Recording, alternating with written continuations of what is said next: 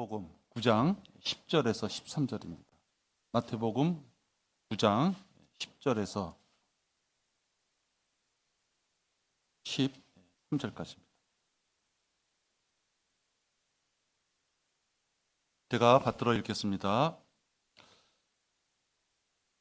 예수께서 그 집에서 앉아 음식을 드실 때 보라, 많은 세리들과 죄인들이 와서 주와 주의 제자들과 더불어 앉았더라.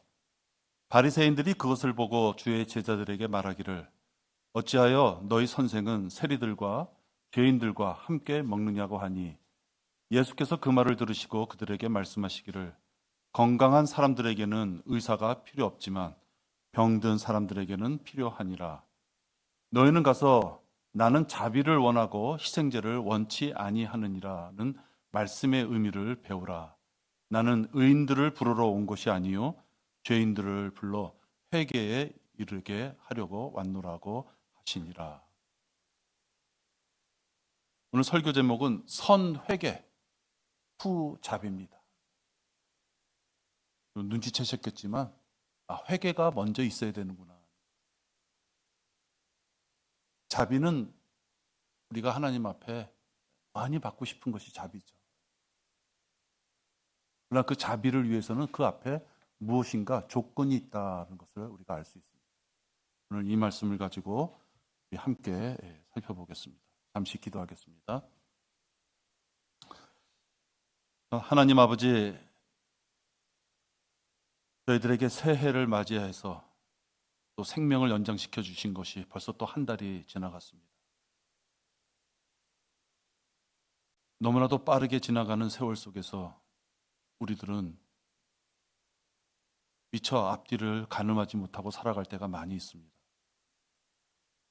그러나 아버지 하나님, 7일 중에 하루를 저희들을 모이게 하여 주시고, 아무리 바쁜 와중 속에서도 이 하루를 주님 앞에 우리의 육신의 몸을 움직여서 사랑하는 지체들과 같이 한 장소로 모이게 하시며, 사랑하는 지체들과 같이 무엇인가 한 가지 일을 함께 할 수 있도록 우리들에게 모든 건강과 형편을 살펴주신 것을 감사를 드립니다. 우리는 하나님의 자비에 감격하고 감사를 드립니다. 하나님께서 허락하시는 그 자비를 위해서는 우리가 무엇을 해야 되는지를 오늘 살펴보고자 합니다. 말씀을 통해서 풍부하게 주신 이 진리를 오늘 우리가 들음으로써 우리의 삶이 하나님께서 원하시는 방향으로 걸어갈 수 있도록 저희들을 인도하여 주시옵소서. 부족한 종 주의 말씀을 전합니다. 성령 충만하게 하여 주셔서 올바르고 또 우리 성도들에게 꼭 필요한 말씀으로 전파될 수 있도록 역사하여 주시옵소서. 주 예수 그리스도 이름으로 기도했습니다. 아멘. 오늘 제가 10절서부터 13절까지를 이렇게 봉독했는데요. 성경에는 이런 구절이 많습니다. 대비되는 구절이죠. 대꾸 구절. 세리하고 죄인들을 한 묶음으로 본다면 그 반대편에 있는 것이 바리새인들입니다. 또 건강한 사람들에게 대꾸절로 보면 병든 사람이 해당이 됩니다. 그렇게 서로 대비되는 것이 나옵니다. 13절에 가면 여기서도 대비가 나옵니다. 자비하고 희생제가 대비돼서 나옵니다. 또 13절의 후반부에 보면 의인과 죄인이 대비돼서 나옵니다. 하나님께서 우리에게 말씀을 주실 때 가능하면 쉽게, 가능하면 극적으로 알아들을 수 있게끔 이렇게 말씀을 주셨구나 하는 것을 보게 됩니다. 그리고 13절의 마지막에 한 단어가 나오죠. 10절서부터 13절까지 모든 여러 가지 대비되는 구절이 나오고 이것저것 우리에게 말씀하시지만 결론은 뭐예요?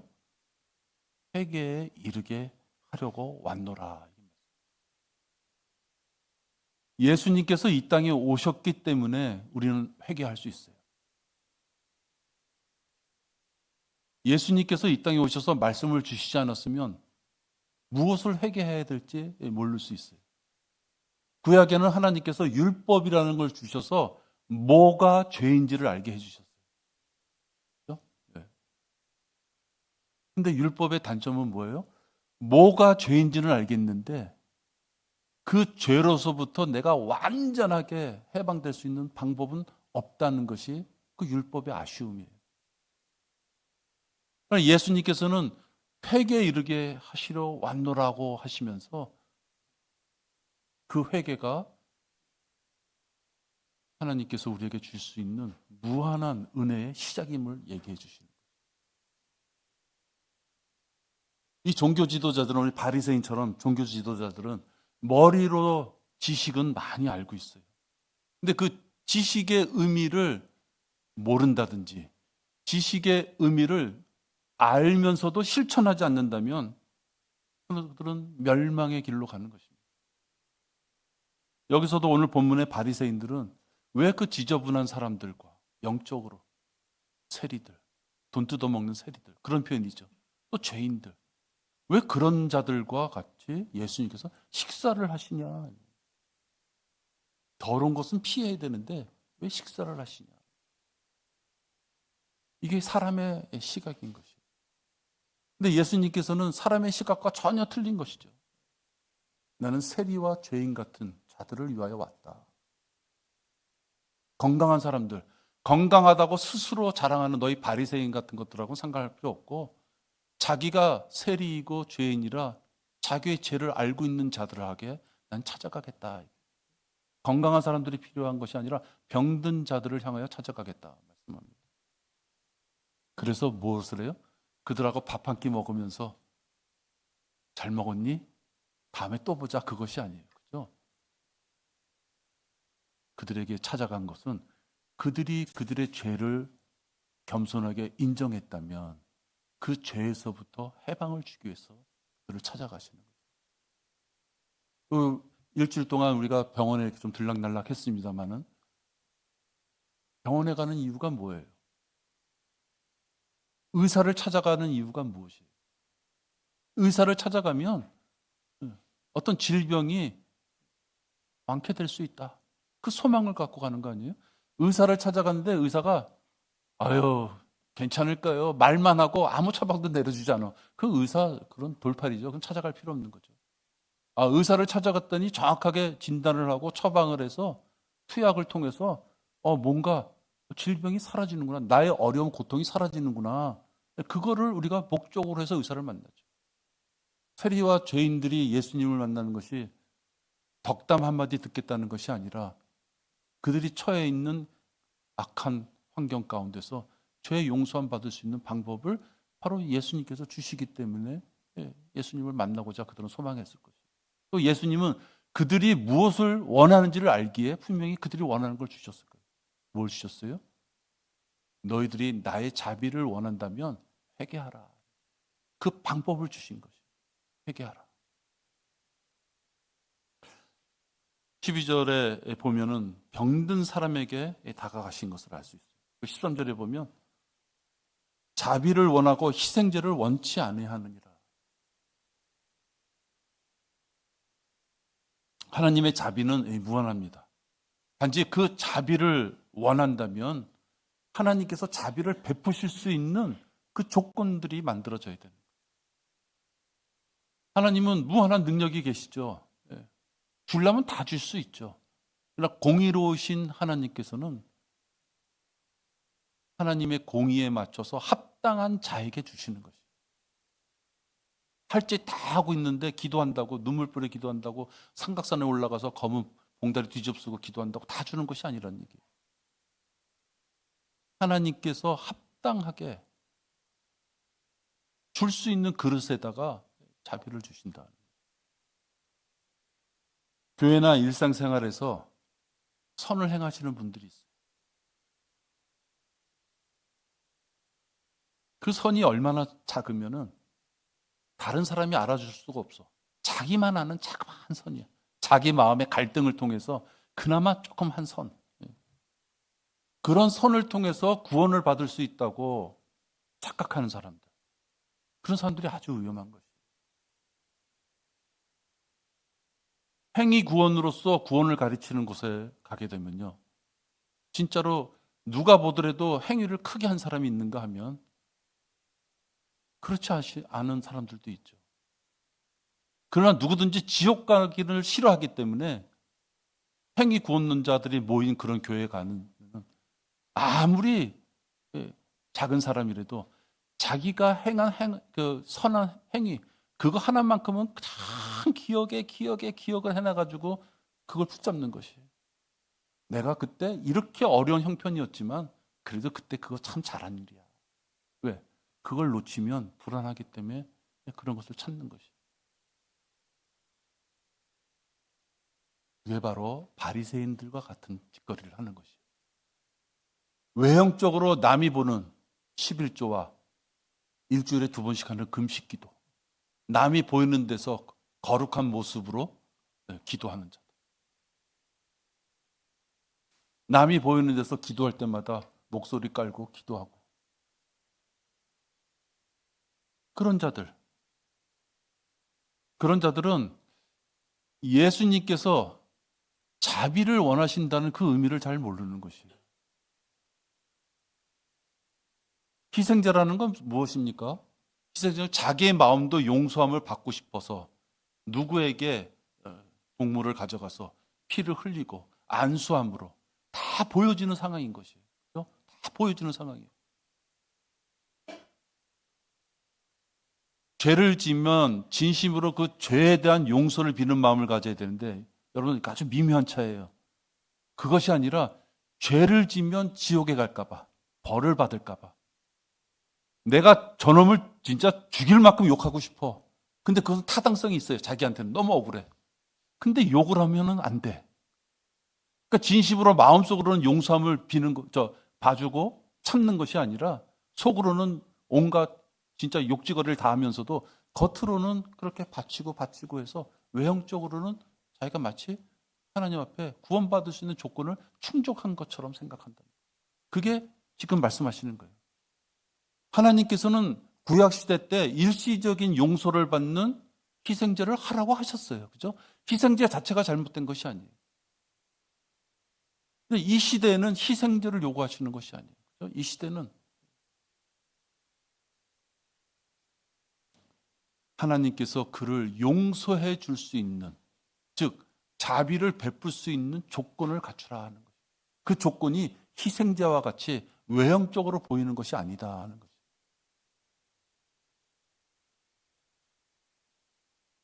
목사가 가는 곳마다 쫓아다니고 교회 행사가 있을 때마다 참여하고 교회 어떤 비용이 들 때마다 돈 갖다 바치고 그런 외형적인 것이 아니다 하는 거죠.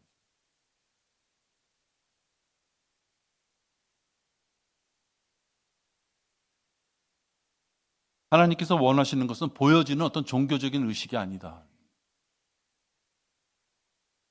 죄를 회개한 자에게 자비를 베푸시는 것이 하나님이 원하시는 것이다. 오늘 본문의 마지막이 회개라 그랬잖아요. 왜 세리를 만나고 왜 죄인들을 만나고 왜 병든 자를 만납니까? 왜 악인을 만납니까? 그들에게 회개하라는 말씀을 주시고 싶은 거예요. 밥 한 끼 그들에게 먹고 야 세상이 험난하니까 그래도 잘 살아. 그것이 아니라 그들이 지은 죄들을 회개하라. 그래야 내가 너희들에게 자비를 베풀 수 있다 이 말씀입니다. 그러면 역대기하 7장 14절 보세요. 역대기하 7장 14절.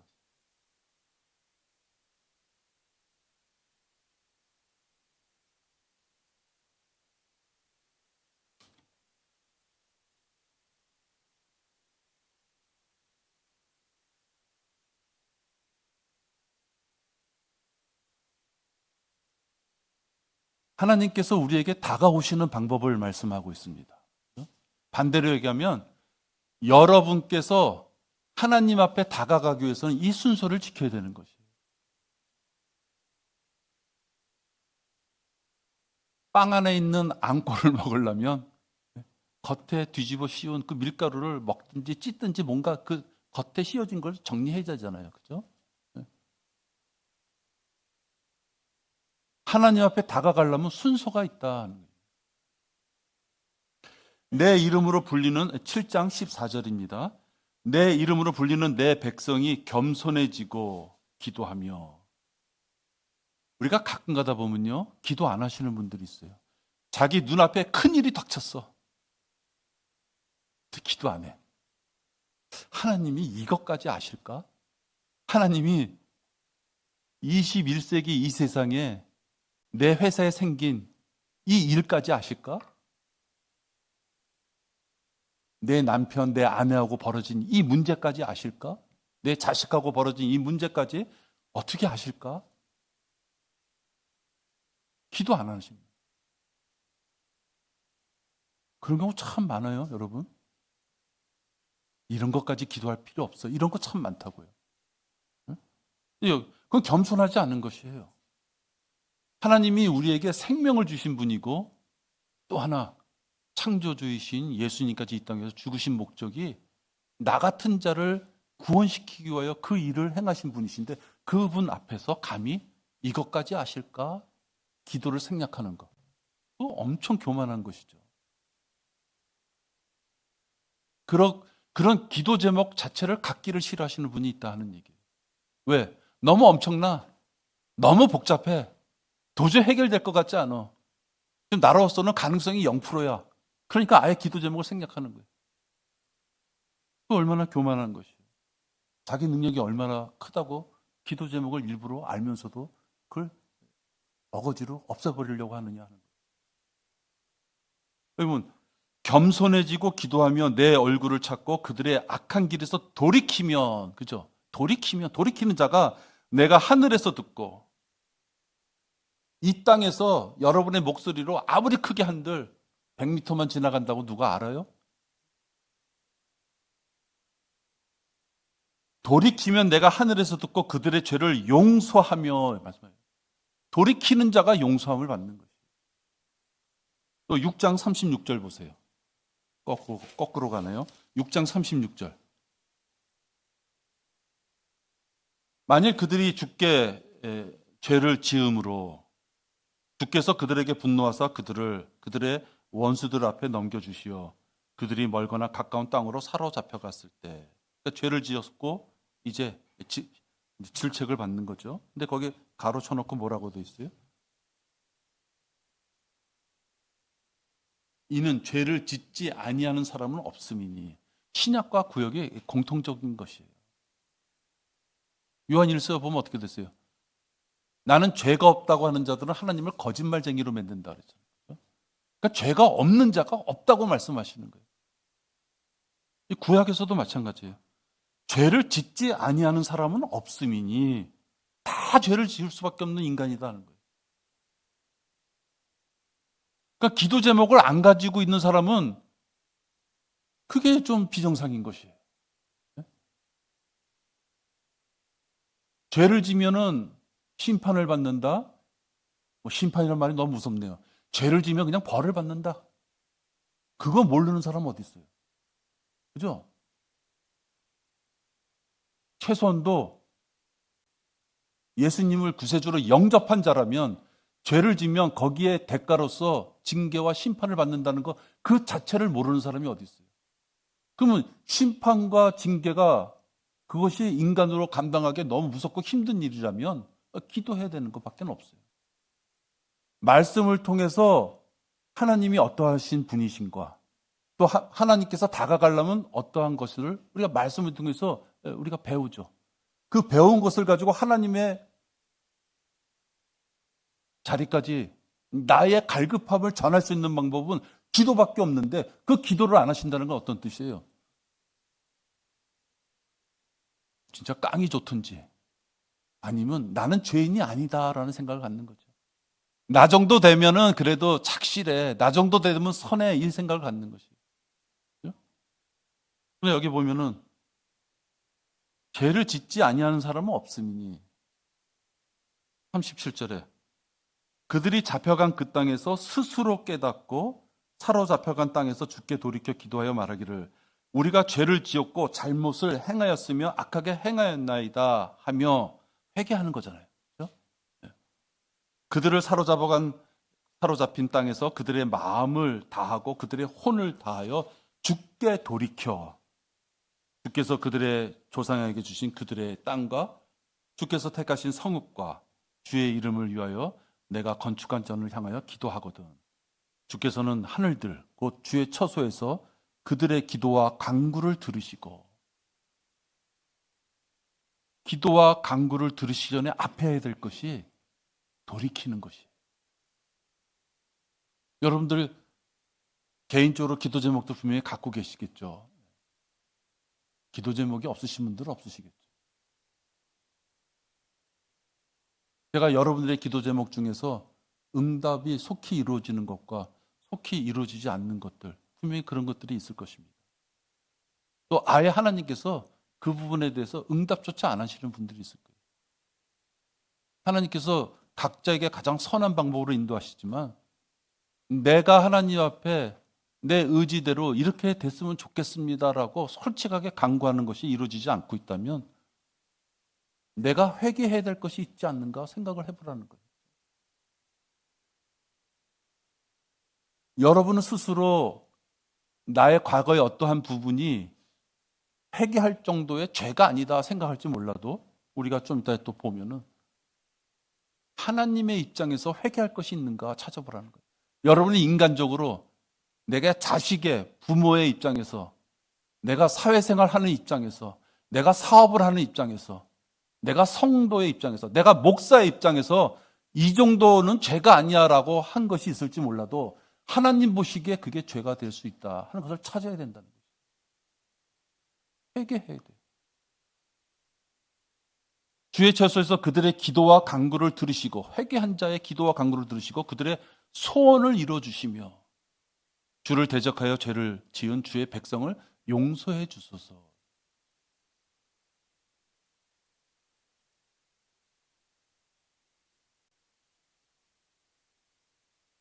무엇보다도 먼저 회개가 있어야 된다.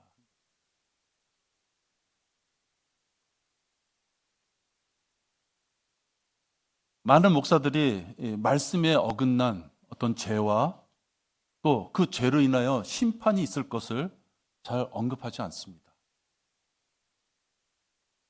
지옥이라는 말도 잘 언급하지 않습니다. 뜨거운 유황불도 잘 언급하지 않습니다.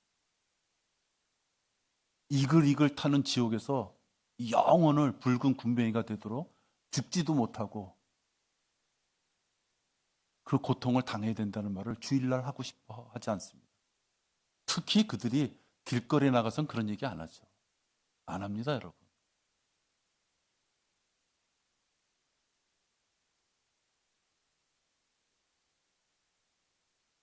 요즘에 유튜브에 이렇게 제가 이것저것 막 찾아보면은 참 진짜 별 지랄들을 다 하는구나 이 생각이 들어요. 요즘 뭐 삐끼삐끼 춤이라는 게 있나 봐요. 삐끼삐끼 춤. 어느 교회에서 청년부들이 나와가지고 그 춤을 추는 걸 갖다가 교회 단상 앞에서 그 춤을 추는 걸 보여주는 거예요.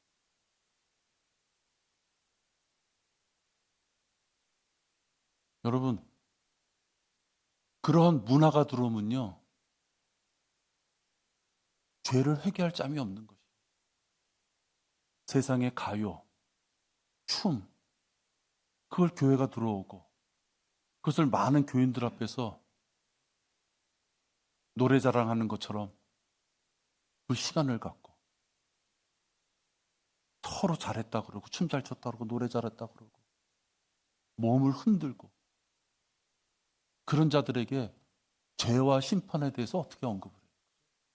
여러분, 대화라는 것은요 흐름이 있는 것이에요. 그렇죠? 저도 여러분에게 죄와 심판에 대해서 얘기하는 경우는 어떤 경우가 필요하냐? 우리는 새 예루살렘에 가야 됩니다. 중간에 그리스도 심판석에 가야 됩니다. 그러기 위해서는 우리가 살면서 구원받고 난 이후에 죄와 이런 것이 있으면은 그때 가서 불편한 점들이 너무 많습니다. 상도 받겠지만 우리가 수치를 당할 것도 있습니다. 그러니까 지금 이 땅에 살 때 죄와 거기에 연관된 것들에 대해서 우리가 매주 말씀을 듣고 실천해야 됩니다. 그렇게 할 수 있는 거예요. 근데 이 땅에서 잘 먹고 잘 사고 즐겁게 지내고 서로 자화자찬하고 덕담으로 신나게 365일 거의 그러한 대화로 이어가다가 갑자기 지옥이 있어. 그 얘기가 되기 힘든 것이에요.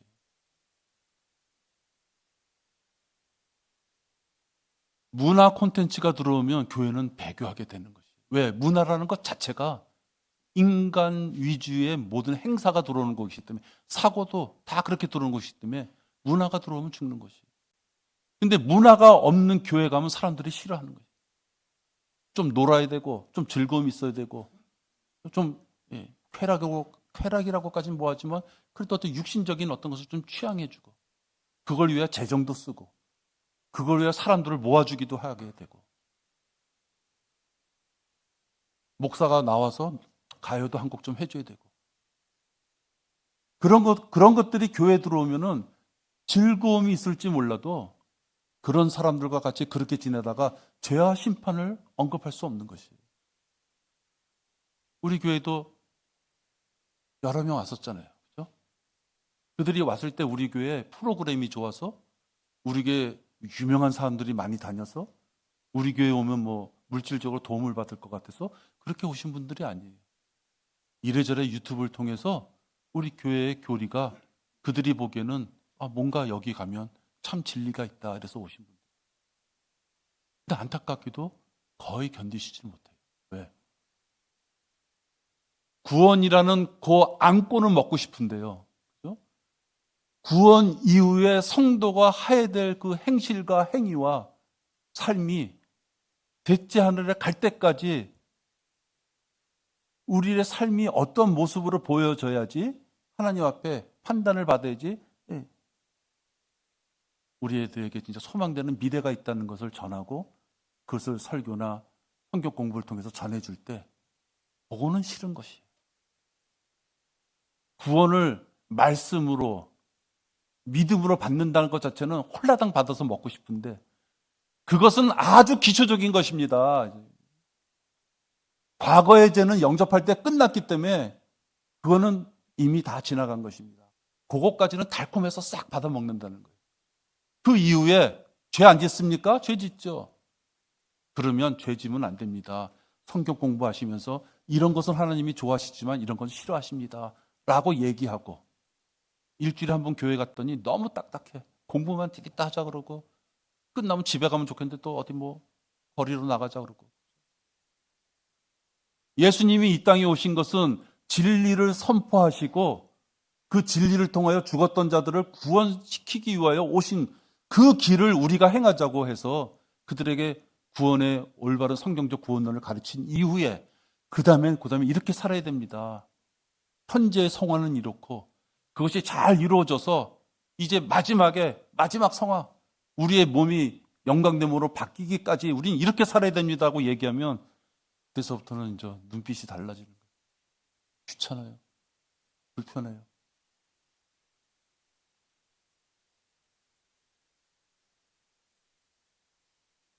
이런 말씀을 전할 때 기존 교회에서 즐기던 사람들은 견딜 수가 없는 거죠.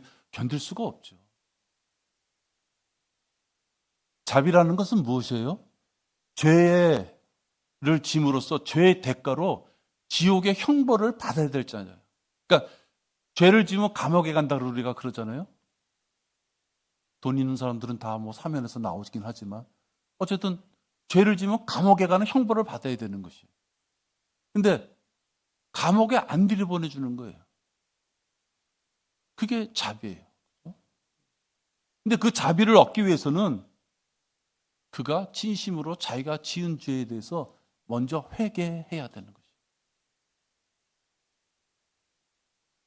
자기가 지은 죄를 죄로 알고 인정하고 그게 먼저. 인정했다면 거기서 멈춰 있으면 아무 의미가 없는 것이에요. 세상 사람들도 이건 죄구나 그 정도 아는 사람 많아요. 우리는 그것을 회개라고 하지 않아요. 죄를 죄로 아는 자 그걸 회개로 하지 않는다. 죄를 죄로 인정했다면 그 다음에 자기의 머리를 하나님께 돌리는 자. 죄와 하나님 사이에서 중간에 있는 것이 아니라 죄와 유착되어 있던 자기 자신을 봤다면, 진정으로 회개했다면 이제 돌이켜서 하나님 쪽으로 걸어오는 자, 그게 진정한 회개인 것이에요. 그렇기 때문에 진정한 회개를 한 자는 그 죄를 다시 반복하지 않는 것이에요.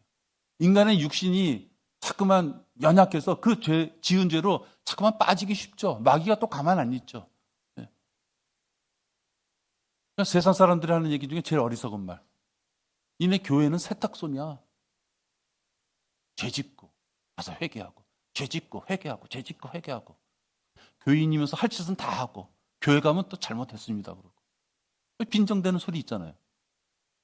근데 여러분 진정으로 자기가 어느 죄에 대해서 회개했다면 그 죄를 또 짓고 싶겠느냐 하는 것이에요. 그러니까 아까처럼 세탁소냐? 그런 의미가 안 되는 것이죠. 진정으로 회개하지 않고 그냥 죄졌다고 하는 느낌이 싫어. 그냥 하나님 앞에 죄졌다는 그 생각 자체가 싫어서 할 짓은 다 하면서 계속 반복해서 죄를 짓는다면 그게 하나님 앞에 진정한 회개냐 하는 것이에요. 죄를 죄로 알았지만 돌이키지 않은 것이에요. 그 사람은. 돌이키지 않은 것이에요. 여러분 마음에 찔림이 있어서 찔림이 왔다면 다음부터는 그 찔림을 받지 않도록, 그죠? 돌이켜야 되는데 계속 찔리고 있어. 계속 맞아 죽는 거예요. 그거 얼마나 힘들어요. 그거 얼마나 힘드냐고요. 계속 찔릴래니. 그렇다고 해서 암흑 속으로 들어간 것도 아니고 말씀에 노출될 수 있는 어떤 환경 속에 있으면서 그 말씀에 계속 찔림을 받는다면 얼마나 힘들겠는가. 그러면 돌이키면 되는데 그 돌이키지 않는 것 때문에 하나님의 자비를 얻을 수 없는 거예요.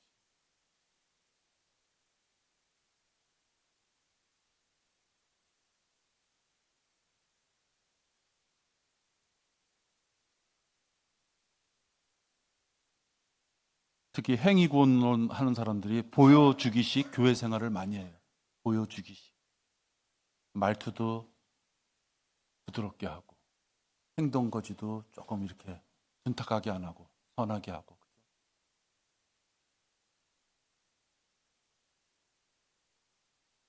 헌금도 여러분들 경험 있으시죠? 헌금도 어떻게 해요? 고액을 낸 사람부터 쭉 적어요. 네? 솔직한 경험이잖아요. 그렇지 않으면 또 그냥 하여튼 이름이라도 적든지. 그게 얼마나 보여주기식 모습입니까? 그런 곳에 있으면 서로의 서로의 그 선행을 덕담으로 나누게 되는 거예요. 내가 그 사람의 보여주기식의 종교 행위를 봤을 때 나도 그에게 덕담하고 또 그 사람이 어때요? 그도 나에 대해서 덕담하는 거예요. 서로 자화자찬하다가 이 정도면은 그래도 우리 교회 장로가 나한테, 우리 교회 목사가 나한테, 우리 교회 안수 집사가 나한테 그때 참 그래도 훌륭하다고 했지. 하나님으로부터 심판을 받는 것이 아니라 더러운 인간들끼리 서로 심판하면서 착각하면서 이 정도면 그래도 구원받을 수 있는 자격이 있을 것이야. 이렇게 생각한다는 거예요.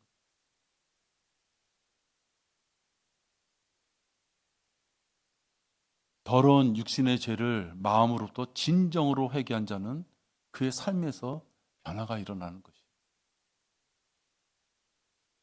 여러분들 생활 중에서 내가 아는 것이 이렇게 많은데 내가 변하지 않았어. 난 진지하게 얘기하고 싶어요. 나는 몰라요. 그렇지만 난 진지하게 여러분들한테 말씀드리고 싶어요. 내가 구원받을 때 진정으로 내 죄를 회개했는가? 목사님을 목요일 날 가서 뵙나? 하여튼 그랬어요. 그래서 신도림까지 오니까 저녁 한 8시가 됐어요. 배가 너무 고파가지고 신도림역에서 이제 뭐 하나 사먹고 그렇게 걸어오는데요. 신도림에 보면 홈플러스가 있어요. 집에까지 가면 또 버스 타야 되니까 야, 소변 보자. 그래서 이제 들어갔어요. 근데 들어갈 때 웬 노인이 뭔가를 막 줘요. 그냥 상투적으로 뭘 주나 보다 하고 그냥 들어갔어요.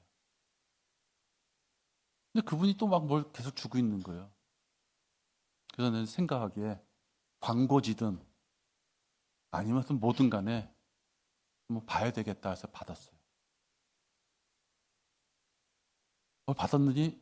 받았는데 요만한 크기인데 그림이 많이 보던 거예요. 그래서 저녁 8시쯤 돼가지고요. 제법 추웠어요. 그리고 그분이 몸 건강 상태가 별로 안 좋은 것 같았어요. 그래서 왜 그 어르신들이 끌고 다니는 거 있잖아요. 그 끌고 다니는 걸 밑에다 놓고 이제 앉아서 나눠주는 거예요. 앉아서. 그래서 나도 이제 밑을 쳐다보고 이제 받은 거죠.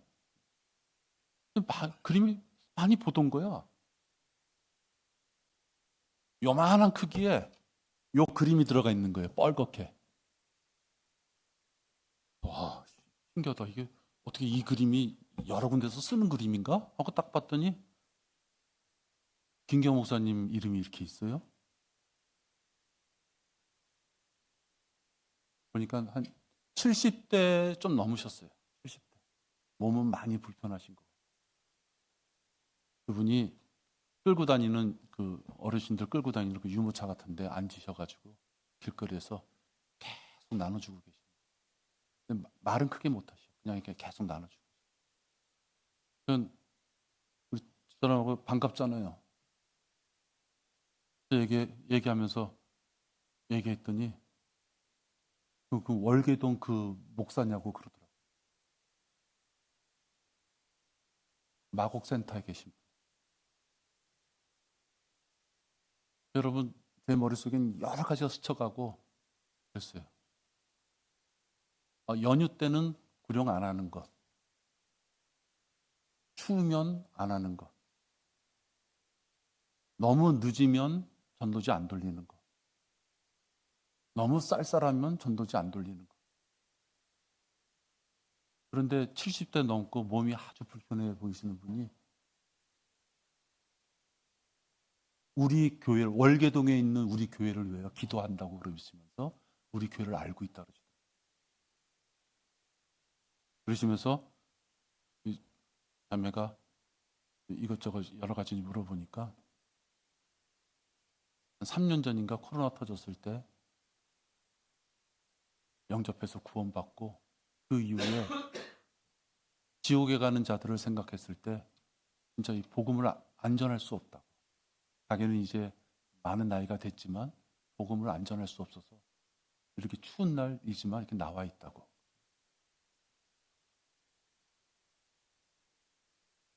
진정으로 자기의 죄를 하나님께서 용서해 주시기 위하여 그 아들 독생자를 이 땅에 보내서 죽이시기까지.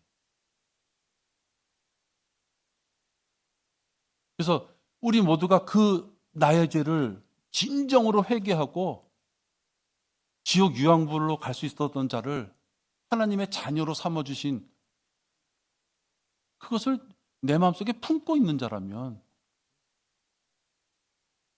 삶의 변화가 왜 없냐 하는 것이에요.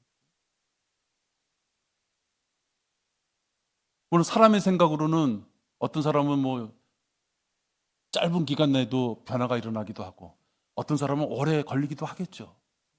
뭐 획일적일 수는 없어요. 그렇지만 유한한 인생을 살면서 변화되는 시간이 너무 길면은 상가 유업을 쌓을 시간이 없는 것이죠. 그게 손해 아닙니까? 다들 일정하게 같은 시간을 살 수는 없지만 성경에서 말씀하시는 그 70이요 80이라는 것이 사람의 인생이라고 한다면 빨리 변화가 돼서 그죠? 하나님 앞에 갈 때 상가 유업을 받을 수 있는 그 삶이면 더 좋지 않습니까?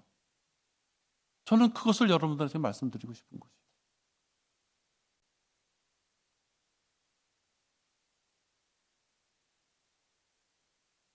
열성적인 행위를 통해서 구원을 얻을 수 있다고 가르치는 자들이 있다면 이 목사이건 신학 교수든 하다못해 사회적으로 많이 활동하는 고아와 원장 같은 그렇게 얼굴에 아주 온화한 모습을 띈 그런 사람이든 다 그들은 열애 없이 지옥에 가는 것이다 하는 거죠. 왜? 그들은 다른 복음을 전하기 때문에. 그들이 어떤 사람인지 모르지만 종교 행위를 통해서 죄를 언급하지 않고 지옥을 언급하지 않고 심판을 언급하지 않고 교회에 잘 나와서 잘 모여서 다 같이 굴러가는 일에 협조 잘하는 자들은 좋은 성도라고 하면서 장로다 권사다 뭐 이것저것 직분 다 줘가면서 천국에 갈 수 있는 것처럼 그들이 얘기하는 자들이 있다면 그들은 다 지옥에 갈 쓰레기 같은 목사들이다 하는 거죠. 자기만 가면 좋은데 수많은 사람들을 지옥으로 몰고 가는 사람들이다 하는 거죠. 올바른 교리로 구원받았다 그러면서 그런데 아직도 다니는 자가 있다면 여러분 구원받지 못한 자보다도 더 악한 자인 거예요.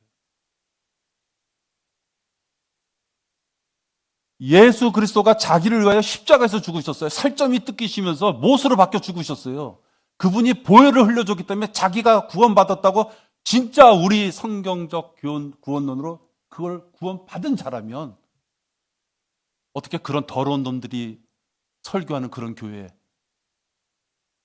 무엇을 바라고 그 교회에 나가냐 하는 거죠. 그들이 주는 빵? 그들이 주는 문화적인 혜택? 그것이 그렇게 좋아서 진짜 우리 성경적 구원론에 의해서 구원받은 자라면 그런 더러운 교회에 어떻게 나가느냐 하는 것이죠. 어떻게 나가요, 여러분? 그가 진정으로 회개를 한 자인가? 그가 진정으로 자기가 지은 죄를 회개해서 감사함으로 가지고 있는 자인가? 이 짧은 세치혀, 이 세치혀로 납을 걸리면서 아멘 하고 한 것이 진정으로 영접한 것인가 하는 거죠. 그죠, 여러분?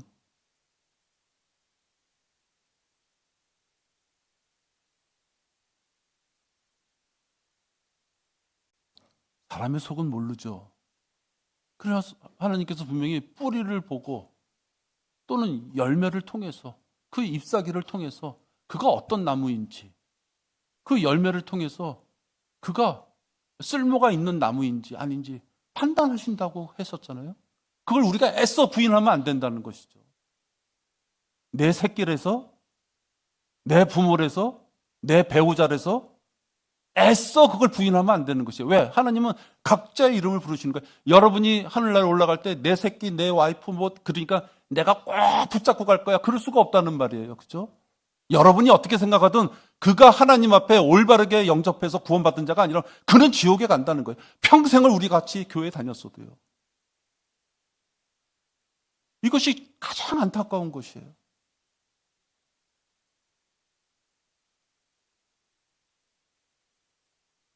저도 한때는 명절 되면 제 형제들을 만났어요.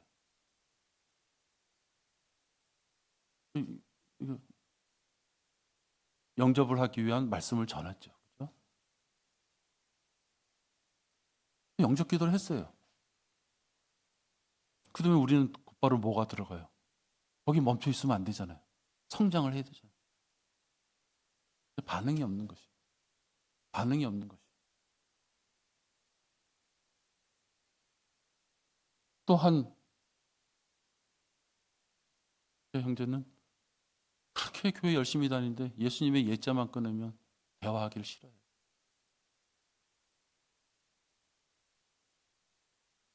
한 영으로 예수님을 영접해서 구원받은 자라면 어떻게 예수님의 예자만 끝내면 싫어하느냐 하는 거예요. 그렇다고 뭐 우리 교회 다니세요, 우리 교회 도와주세요, 그런 거 전혀 진짜 한마디도 하지 않아요. 그럴 이유도 없어요. 그런 구차한 교회가 아니에요. 우리는.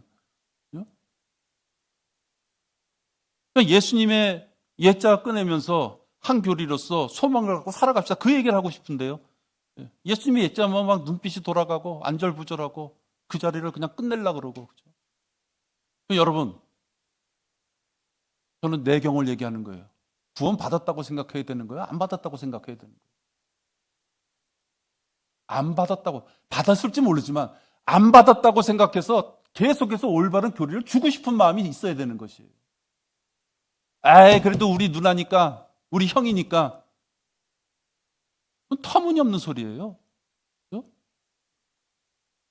여러분들도 그렇게 하셔야 돼요. 입으로는 진짜 하나하나 또박또박 예수님을 영접하는 걸 했을지 몰라도 열매가 없다면 진짜 구원 받았을 수도 있어요. 그러나 열매가 없다면 구원 받지 않을 가능성을 위해서 계속 말씀을 전하는 거예요.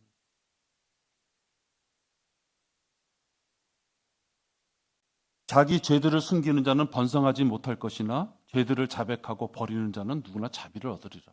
잠언에 있는 말씀인데요.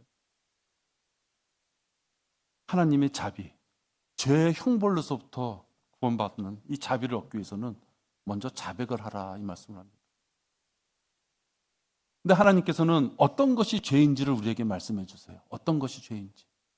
로마서 1장 28절 보세요. 로마서 1장 28절입니다.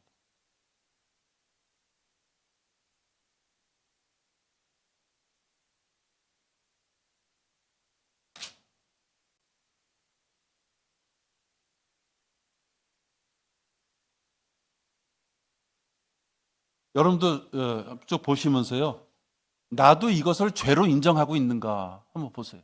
나도 이것을 죄로 인정하는가. 그냥 착하게 살라는 말씀이겠지 하고 넘기시는 게 있는지. 진짜 여러분도 이걸 죄라고 생각하시는지.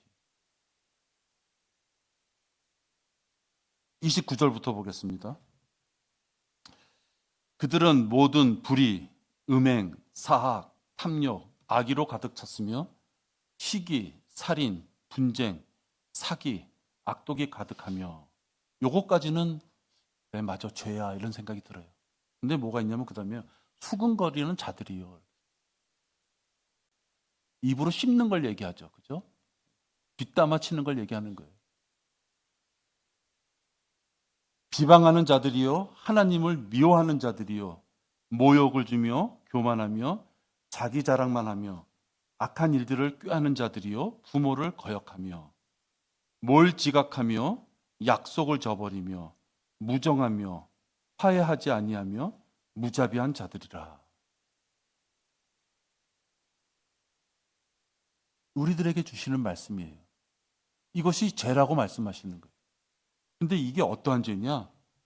그들은 이 같은 일을 행하는 자들이 마땅히 죽음에 처해져야 한다는 하나님의 심판들을 알면서도 여러분 약간 약속을 어긴 것, 좀 무정했던 것, 좀 누구와 제대로 좀 화해가 좀 잘 안 됐던 것, 그것이 죽을 정도의 죄라고 생각이 되세요? 이 말씀을 100% 받아들이느냐 하는 거예요. 이 같은 일을 행할 뿐만 아니라 이런 일을 행하는 자들을 좋게 여기느니라. 하나님의 기준은 사람하고 전혀 다르다는 거예요. 이 구절을 죽을 정도로 그냥 사형에 처해버릴 정도로 목을 잘라버릴 정도로 죄라고 생각한다면 면제받을 수 있는 인간이 없어요. 그렇죠? 네. 아이고 어떻게 이런 것까지 죄라고 하십니까? 우리 어떤 환경에 따라서 형편에 따라서는 죄라고 인정하고 싶지 않지만 하나님께서는 이걸 죄라고 얘기하시는 거예요. 저나 여러분이랑 다 똑같은 것이에요. 그 죄인이 아닌 사람이 어디 있겠어요? 이런데도 회개할 것이 없다고 고집을 피우는 자가 있다면 그 자는 지옥의 붉은 군뱅이가 될 수밖에 없는 거예요. 하나님께서 이걸 죽을 정도의 죄라고 하셨기 때문에 저도 이 말씀을 드릴 수밖에 없는 거잖아요. 나는 교회 안 나가도 돼. 나는 그 정도 아니야. 그죠? 그런 사람은 우리 주변에 얼마나 많아요. 지금 여러분들에게 이 봉독해서 말씀드린 이 구절을 생각한다면 다른 사람보다 조금 더 착하게 사는 건 아무 의미가 없는 것이에요. 그죠? 네. 여러분들 교통 질서라는 게 그렇잖아요. 신호등 잘 지켜. 1년에 한 번 딱 위반했는데 그날 걸렸어. 그 얼마나 억울해. 어떤 사람들은 눈치껏 신호등 막 피해 다녀요. 불법으로. 그런 사람은 안 걸렸어. 근데 나는 어쩌다 보니까 신호등 한 번 걸렸단 말이에요. 그거 얼마나 억울해요. 다른 사람보다 나는 그래도 선하게 지냈기 때문에 딱 1년에 한 번 걸렸는데 그걸 걸렸다고 억울할 필요 없다 이거예요. 걸린 건 걸린 거다. 내가 다른 사람보다 조금 더 선하다. 그 의미가 없다는 것이에요. 그렇기 때문에 우리는 모두는 기도해야 되는 것이고 특히 성도들은 자기의 죄에 대해서 자백하는 삶이 돼야 되는 것이에요.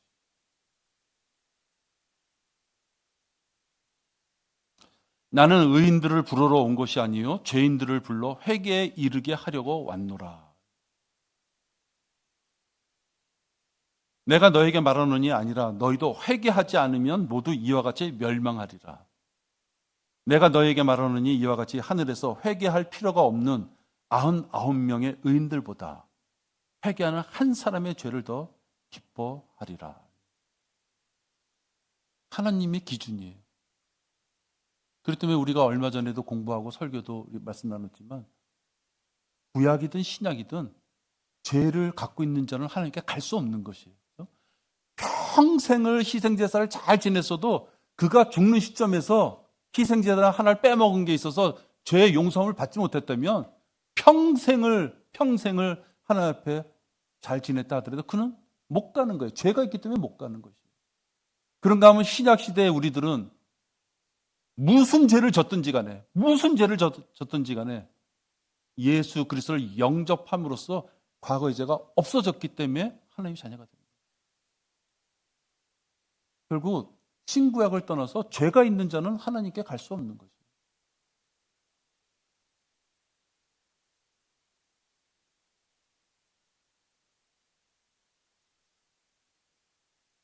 하나님께서는 죄인들이 회개하시는 것이 오래 걸리실 것을 아셔요. 지독한 사람의 습성이거든요. 죄성이거든요. 하나님의 시간과 우리의 시간은 틀려요. 그렇죠? 네. 우리는 1000년인데 하나님은 1일이야. 틀리다고요. 그런 하나님께서 오래 참으셨대요. 왜? 죄인들이 회개하기를. 왜? 회개를 해야지 하나님이 하시고 싶은 걸 하시는 거예요. 회개를 해야지 그에게 자비를 주고 싶은데 회개하지 않기 때문에 자비를 못하는 거예요. 그 그릇에다가 은혜의 선물을 왁 집어넣고 싶은데 그 그릇에 오물로 가득 채워져 있다면 그런 곳에다가 줄 수 없는 거죠. 그 오물은 누가 치워요? 자기가 치워야 되는 거예요.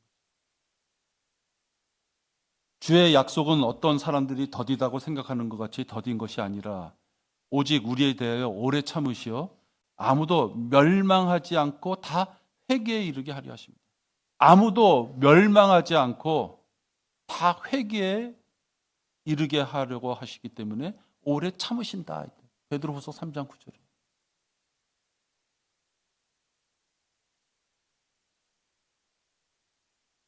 그런데도 가짜 목사들이 죄에 대한 진지한 회개 없이 목사가 이야기하는 어떤 종교 행위를 통해서 우리 교회만 나오면 아들 낳을 수 있다고, 우리 교회만 나오면 병 날 수 있다고.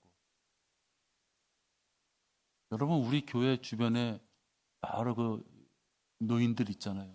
몸 불편한 노인들, 그죠? 자기 교회 가면 복 받는다 그러는 게 얼마나 많아요.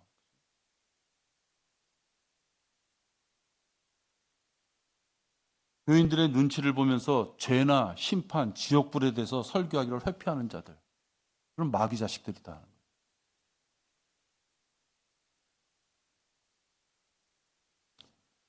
제가 한때 고덕에 있는 한영 중학교 안에서 어떤 그 강당을 빌려서 하는 손봉호 목사, 손봉호인가? 서울대학교 철학과 교수인데 목사예요. 우리나라에서도 좀 이름 꽤나 있었어요. 그분이 하는 그 교회가 있었어요. 그분 철학은 뭐냐면 한여름에도 히터를 안 켜. 교인들의 돈을 이런 에어컨이나 히터 하는 데 쓸 수 없다고. 그래서 한영중학교인가 한영고등학교에 외고고등학교예요. 거기 안에 강당을 빌려서 하는데요. 한여름이고 한겨울이면 얼마나 축구 더운지 몰라요. 땀을 뻘뻘 흘려요. 근데 아주 멋져. 왜 멋지냐? 성도들의 돈을 함부로 쓸 수 없다. 전력비에. 오시는 분들 옷을 보면은 삐까번쩍한 옷들이 사회적으로 한가닥한다는 입장.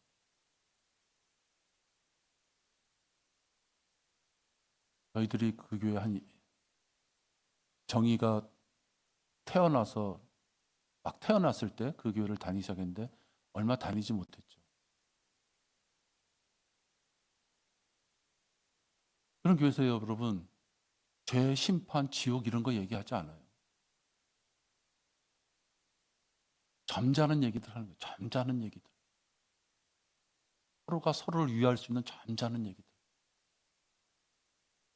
사회 강사한테 들을 수 있는 그런 복된 이야기들. 듣고 나면 긍정적인 힘이 막 넘쳐서 열심히 살아야지 왜 이런. 잘 아시죠? 여러분 그런 설교를 우리 교회에서 듣고자 하시면 들으실 수 없어요. 여러분 저는 바보가 아니에요. 인간들이 어떤 이야기를 듣고 싶은지 나도 사회생활 조금 해봤기 때문에 조금 알아요. 우리 교회에 어떻게 해야지 사람 수가 더 늘 건지 그냥 조금 알아요. 여러분 저는 그 길을 가지 않아요. 왜? 그렇게 해서 모인 사람들을 지옥으로 데려갈 수 없는 것이에요. 그렇게 해서 모인 사람들이 하나님 보시기에 합당하지 않는, 그래서 구원받았지만 자비를 더 이상 받을 수 없는 그런 길을 가고 있는데도 좋은 게 좋다고 그럴 수 없다는 것이에요. 나는 하나님한테 맞아 죽을 짓을 하고 싶지 않은 거예요. 하나님께서 내어 쫓지도 않고 뺏어갈 자도 없다고 하시면서 예수님께 주신 것이 자녀들이에요. 그죠? 요한복음 10장 28절하고 6장 37절에 보면 그렇잖아요. 뺏어갈 자도 없고 내가 내어줄 수도 없다. 그렇게 귀한 우리 성도들이에요. 그렇게 귀한 성도들을 이 땅에서 하나님께 질서상으로 목자를 세워주고 말씀을 대언하라고 해서 말씀을 주시고 한 곳에 모아주시고 그것을 위하여 건물도 주시고 재정도 주시고 건강도 주시고 진리의 말씀까지 주셨던데 목사라는 자가 산으로 가든 들로 가든 달콤함으로 막 말 뿌리면서 그 정도로 난 바보가 아니다 하는 거예요. 여러분들 중에 단 한 명이라도 말씀에서 벗어나면 안 되는 것이에요. 절대 목사를 위해서가 아니에요. 우리 일주일의 삶을 단기적으로 보면 다 죄를 짓고 살아요. 죄 안 짓는 자가 어디 있어요?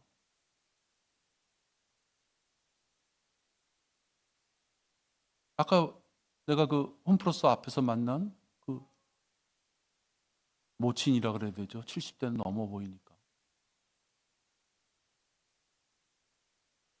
여러분 나는 목사로서 얼마나 부끄러운지 몰라요. 다른 것보다도 나라에서 정한 빨간 날짜에는 그냥 쉬는 거다. 그냥 내 생각이 그랬던 것 같아요. 네. 야, 그런데 예수님이 나를 위해 죽으셨다는 걸 생각하면 그 감사함으로 지금 지옥에 갈 자들을 위하여 내가 전하는 거 너무너무 부끄러워가지고요. 솔직히 말씀드리면은 더 이상 대화를 할 수가 없어요. 너무 부끄러워서.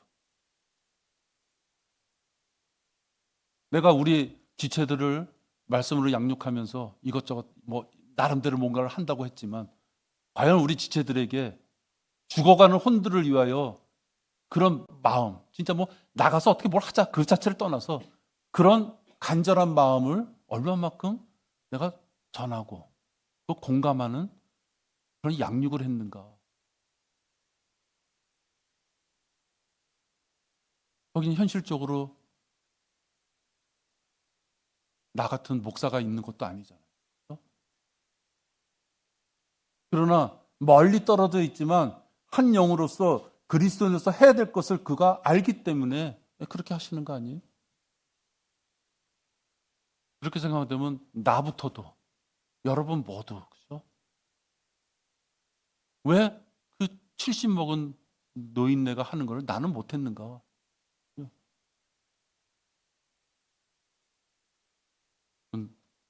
되새겨 봐야 되겠다.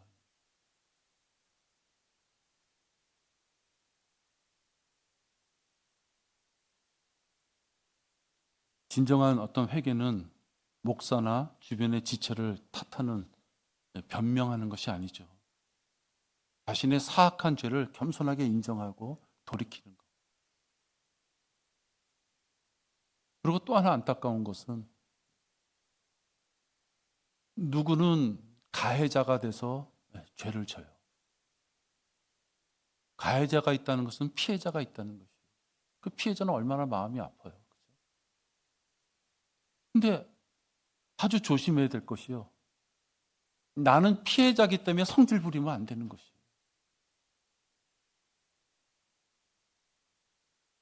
가해자가 죄를 받는 거, 심판을 받는 거, 그럼 우리가 쉽게 머리로 이해가 가요. 그죠? 이해가 가요. 근데 만약에 피해자가 하나님으로부터 합당하지 않은 심판을 받으면 얼마나 억울하냐 하는 거예요. 여러분, 로마서 5장 8절에 보면 우리가 아직 죄인이었을 때 우리가 구원을 받아요. 그죠? 이미 내가 의인이 되었을 때 그 이후에 구원받는 것이 아니에요.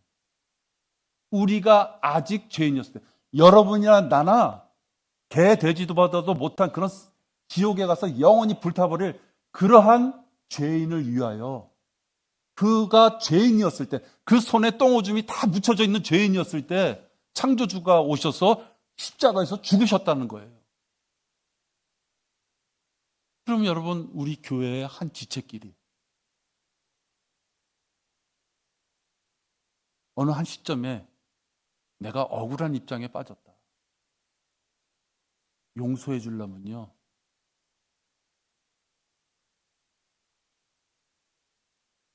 포용력 있게 용서해 줘야 돼요. 겉으로는 용서해 줬는데 속으로 용서 못하면요, 우울증 걸려요. 겉으로는 바리새인처럼 모든 것을 다 용서해 준 것처럼 했는데 그걸 표현 못하면요, 얼마나 속 터지겠어요. 용서해 주려면요, 깨끗이 다 용서해 주는 것이. 나한테 그러한 몹쓸 짓을 한 저 형제나 자매를 위해서도 예수님이 죽으셨구나. 인간적인 나는 용서 못 해주는데, 진짜 나는 용서 못 해. 그런데 인간적으로 내가 용서 못할 그 자가 구원받을 때는 그 자를 위해서 예수님께서 죽으셨다는 거예요. 그죠? 그 자가 깨끗했을 때가 아니야. 또 그 자가 더러운 죄인이었을 때. 여러분, 누군가를 용서해 줄 만한 어떤 일이 생기잖아요. 그럼 깨끗이 용서해 주세요. 그래야지 본인이 살아요. 왜? 본인의 얼굴에 웃음이 없어요. 괴로운 거예요. 솔직한 사람인 것이죠. 그리고 또 하나가 있어요. 가해자가 피해자라는 그 등식이 말이죠, 영원히 이어지는 것이 아니에요. 먼저 가해자가 됐기 때문에 피해자를 받은 사람이 또 가해자가 되어버리는 거예요. 그냥 그것이 우리 인간의 삶이에요. 한마디로 제가 말씀드린 것은 우리 다 부족하다는 것이에요. 그 부족한 고리를 언제 끊을 때는 언제 끊을 것이냐, 용서해 줄 때 뒤끝 없이 용서해 줄 수 있도록. 그러기 위해서 마음이 쓰라리다면 하나님 앞에 쓰라린 마음을 위로받으시고, 용서해 줘야지 자기가 이 땅에 살 때 마음껏 활동할 수 있는 것이에요.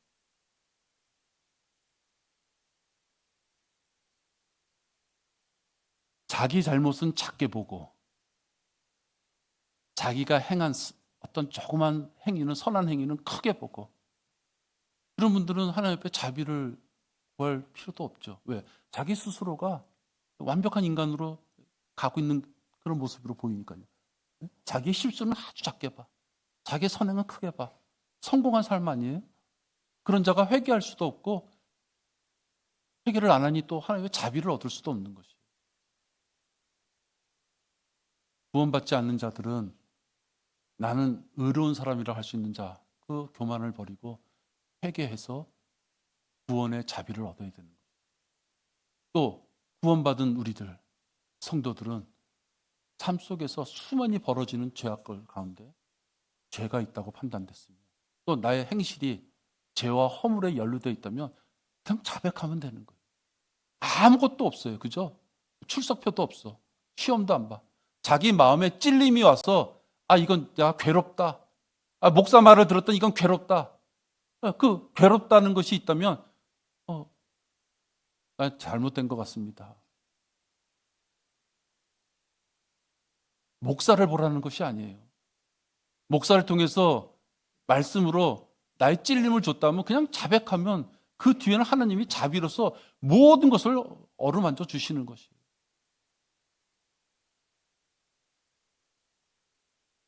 파라오처럼 내일로 미루면 안 돼요. 개구리가 들끓고 있는데 언제 내쫓아줄까 했더니 내일. 그 내일 할 필요는 뭐 있어요? 그 개구리 때문에 힘들어 죽겠으면, 냄새나고 힘들어 죽겠으면 지금 당장, 그죠? 지금 당장 개구리를 없애주세요 하면 되는 것이지. 그 알량한 자존심이 있어가지고 내일부터요. 그럼 오늘은 힘들어서 어떻게 해요? 목사님이 일주일 전에 그렇게 힘들게 병원에 들어가시고, 목사님이 얼마나 힘드신지 하나님이 부르실 때가 됐나 이렇게 말씀하시더라고요. 여러분, 우리 모두가 그 말씀, 지금 내가 잠깐 드린 말, 그 말을 우리 입으로 뱉을 수 있는 그 어떤 기회라고 해야 되나요? 그 순간이 언제 올지 모르는 것이에요. 언제 올지 몰라요.